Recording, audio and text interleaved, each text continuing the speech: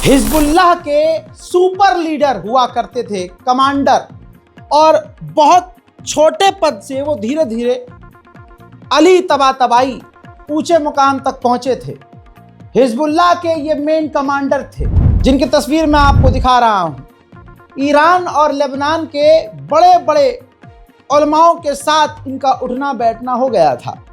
हजरात, लेबनान के अंदर, लेबनान की राजधानी में दिन दहाड़े बिना बताए इजराइल ने बमबारी कर डाली।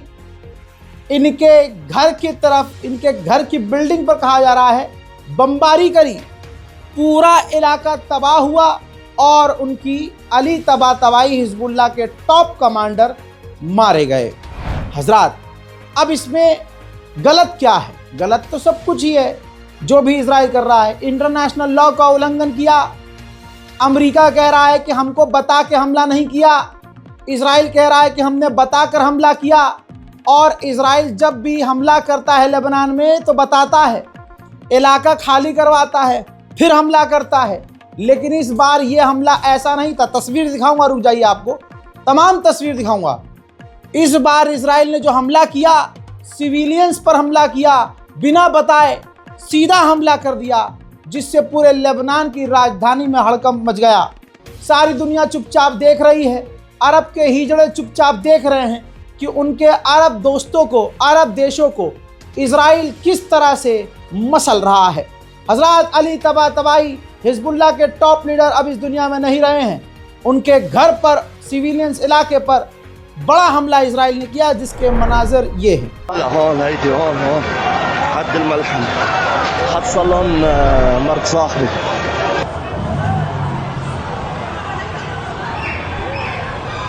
هلا هون هيدي هون حد الملحم حصلن مرت صاحبي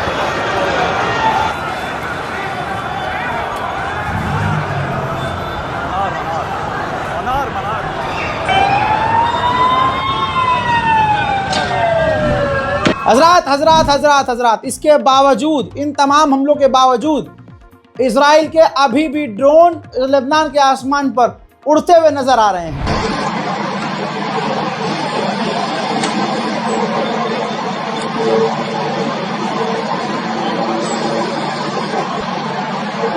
वहीं नेतन्याहू का इसके बाद बयान आया है कि हम वो सब कुछ करेंगे जिससे हिजबुल्लाह इतना कमजोर हो जाए कि वो दोबारा वापस ना आ पाए।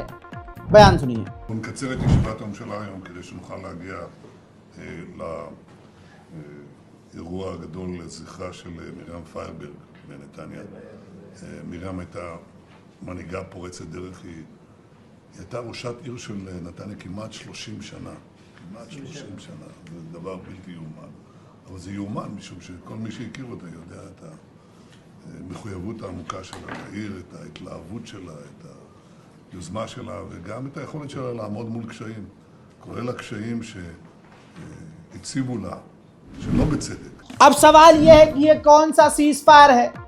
कहने के लिए इजराइल ने सीज फायर किया हुआ है लेबनान के साथ। जंगबंदी, ये कहाँ जंगबंदी? जब से सीज फायर है 313 सिविलियंस को इजराइल लेबनान में कत्ल कर चुका है और हजारों मर्तबा सीज फायर तोड़ चुका है। यूएन से लेकर दुनिया की तमाम बड़ी तंजीमें चुपचाप बैठी हुई देख रही हैं।